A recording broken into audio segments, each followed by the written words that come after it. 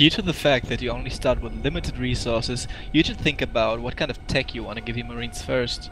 Trying to do multiple strategies at the same time will leave you crippled on resources. Here are some boilerplate strategies that most games start out with. Keep in mind that you may have to make the call to deviate of these strategies depending on the alien team.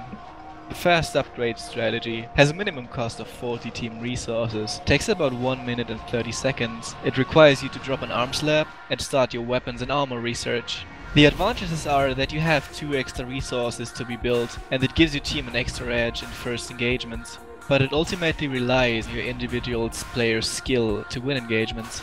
When the time to get a third upgrade comes, if your Marines are winning most engagements, get Weapons 2 as priority. Otherwise, choose Armor 2, which benefits Marines when they repair each other with welders.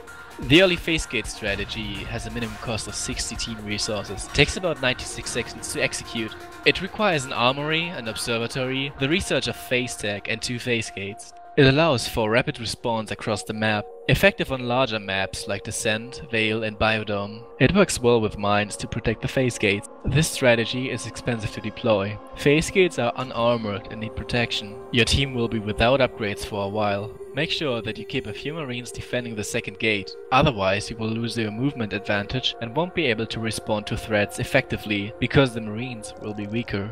The first minute is critical, because aliens will try to rush the phase gate. The fast mine strategy complements well with the early phase gate strategy. It costs you 20 team resources and takes only about 30 seconds to complete. It just requires an armory and the mine research. It is very quick and cheap to deploy, can protect vital structures if your team cannot respond quickly enough when attacked, and it limits the movement of skulks.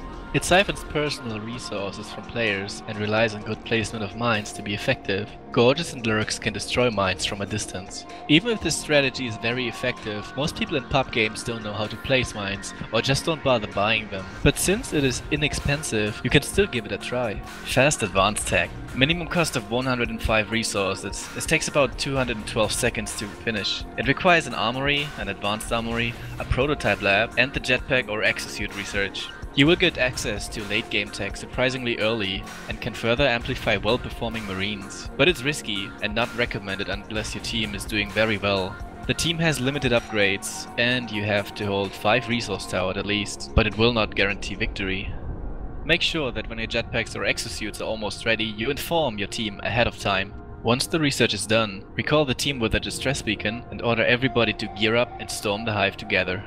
The Arc Rush. It has a minimum cost of 45 to 65 resources, depending on how many arcs you want to build, and it takes like 80 seconds to finish. You need a robotic factory, an upgrade to the arc factory, an armory, and an observatory. It might result in a quick victory and may force the aliens to stay on the defensive. It also is difficult to defend against, because Balbomb might not be ready yet. It is also very expensive and a risky strategy, and it slows down the progress of Marines upgrades and stresses the Marines who are defending the arcs. Since this is an arc rush, your Marines will be at their weakest and will need to be supported with medpacks and ammo, or an armory to hold their ground. Even if the arc rush fails, make sure you have your team capturing the map while the arc rush is distracting the enemies. This will give you something to fall back on.